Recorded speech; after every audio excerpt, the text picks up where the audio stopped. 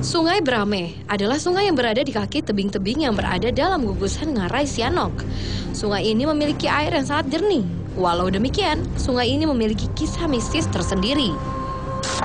Konon katanya, air dari sungai ini bukan berasal dari gunung, tetapi berasal dari sebuah batu yang memiliki kekuatan magis. Menurut warga sekitar, sungai ini merupakan sungai keramat, karena airnya dapat digunakan untuk membersihkan diri dari energi negatif. Di belakang aliran sungai Brame, terdapat sebuah tebing yang disebut Tebing Takuruang. Walaupun sempat terhantam gempa pada tahun 2007 lalu, ternyata puncak tertinggi dari tebing ini masih utuh dan menyisakan sebatang pohon di atasnya. Bentuknya yang unik dan alamiah ini ternyata menambah kemistisan yang ada pada tebing ini. Walau tidak pernah diganggu, namun warga sekitar tetap percaya bahwa tebing ini dijaga oleh orang Bunian. Penasaran seperti apa sosok yang menunggu tebing Takuruang ini? Saksikan terus Mister Tukul Jalan-Jalan.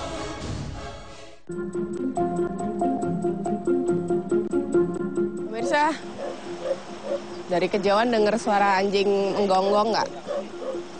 Ini saya sendiri di sini, janjian sama Mas Tukul. Tadi kan kita sempat bilang mau ke tempat pemandian eksklusif.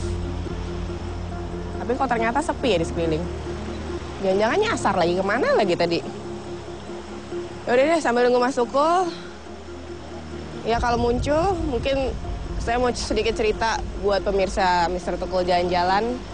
Sekarang saya ada di mana? Ini pemirsa bisa lihat ya, ada sungai yang mengalir. Kalau dalam keadaan terang, ini sebenarnya pemandangannya indah sekali karena dikelilingi oleh bukit dan tebing. Dan konon katanya sungai yang ada di depan saya ini disebut sebagai salah satu sungai keramat di Bukit Tinggi. Karena airnya memiliki energi untuk membersihkan hal-hal negatif dari setiap orang yang mandi di sini. Mungkin kita coba lihat ya.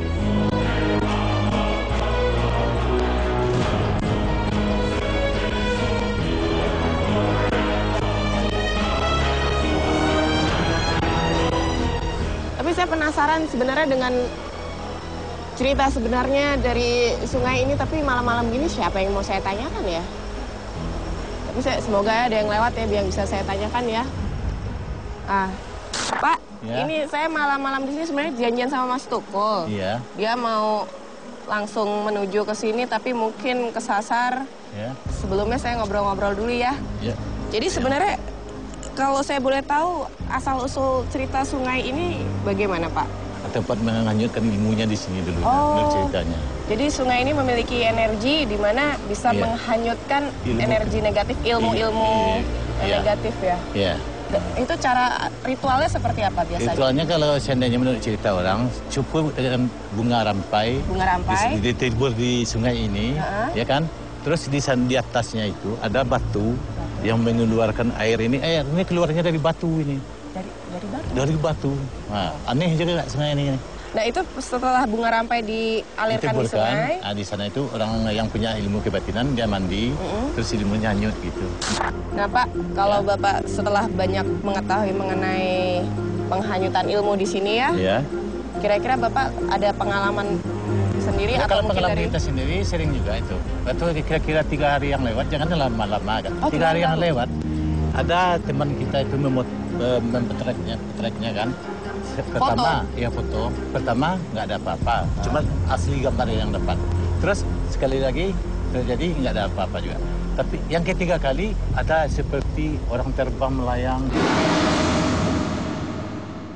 Oh ya. Nah, ada itu. Kalau menurut cerita dahulu ya kan, di Tebing Takuruang namanya kan, dekat sana itu. Apa? Tebing Takuruang di aliran sungai ini dari atasnya.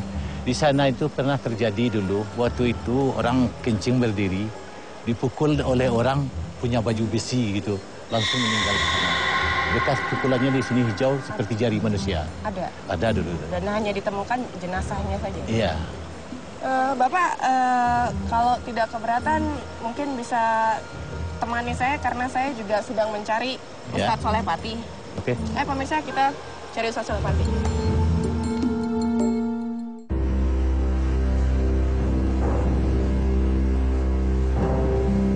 Oke, pemirsa, sekarang saya berada di Tabiang Takuruang, yaitu ada tebing yang tinggi, yang memang tinggal satu itu tebing yang terjal sekali. Saya merasakan energi yang dahsyat, yaitu ada di atas daripada pohon keramat. Di situ saya melihat ada sosok metafisik yang sengaja berdiam di situ berabad-abad. Kayaknya Mbak Citra tuh. Mbak Citra! Mbak Citra, sini! Nah itu Ustadz tuh. Ustadz! Ustadz! Masya Allah. Lari-lari. Alhamdulillah Iya. kamu di sini. Alhamdulillah. Bapak siapa, Pak? Kenalin. Namanya siapa, Pak? Nama saya Muhammad Jafnel. Muhammad Asfel, iya. Iya tadi saya ketemu sama Bapak di sungai menceritakan asal-usulnya. Kemudian terusnya kita mau itu mendengarkan tentang Tabiang Takuruang. Sebenarnya arti dari Tabiang Takuruang sendiri itu apa Pak? Arti? Tabiang Takuruang itu maksudnya suatu tanah tumpukan tanah yang dikurung oleh bukit sekeliling. Nah mungkin Ustadz Solepati, mungkin pemirsa di rumah penasaran dengan apa yang Ustadz Solepati lihat. Iya. Seperti biasa mungkin bisa divisualkan melalui lukisan Ustadz. Iya. Apalagi kan mungkin tadi sudah komunikasi juga ya. Iya. Oke, pemirsa, saya akan melanjutkan penelusuran atau observasi gaib yang ada di lereng yang terjal situ. Soalnya saya memerlukan kain-kainan, Pak. Termasuk, nantilah pokoknya biar pemirsa penasaran ya, apa hasil dari visual tentang lukisan itu sendiri. Hati-hati Mbak Citra ya. Di situ ya. Oke, yuk. Oke, nanti saya susul ya. Yuk, Pak. Kita ke sana aja.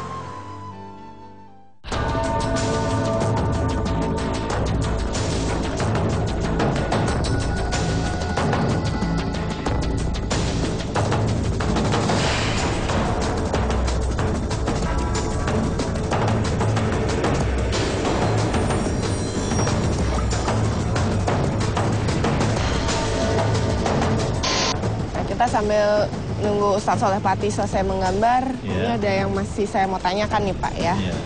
Terutama mengenai Tabiang Takuruang sendiri. Itu memang benar konon ada sosok seperti Dewi yang ada di sana? Ya, kalau menurut cerita orang tua kita di sini dulu.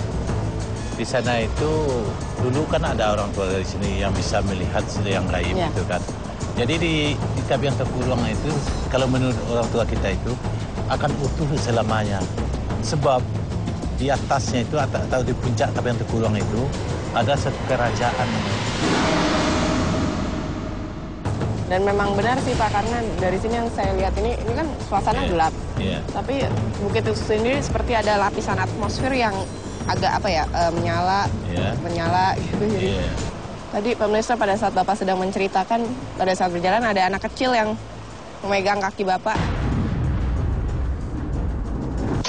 Mungkin karena sudah semakin malam, saya mau melanjutkan observasi, Bapak bisa kembali pulang beristirahat. Sebelumnya saya berterima kasih Bapak Jafnel atas bantuannya. Silakan Pak, saya jalan ke sana Pak ya. Pemirsa, setelah tadi mendapat keterangan Bapak Jafnel yang memang penduduk asli di Bukit Tinggi, saya sambil menunggu Ustadz Solepati selesai melukis, ingin mengajak pemirsa untuk observasi karena terus terang banyak sekali hal yang bisa kita perhatikan secara kasat mata, mungkin kita bisa interaksi.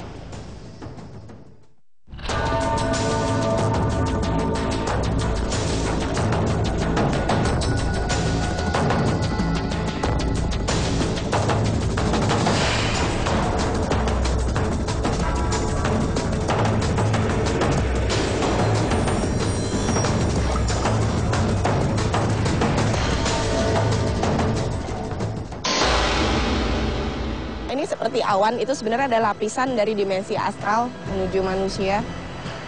Ya, Ustadz bisa lihat kan ya? Iya. Dan itu ngintip gitu ya, benar. Dan itu depan-depanan sama saya. Banyak sekali.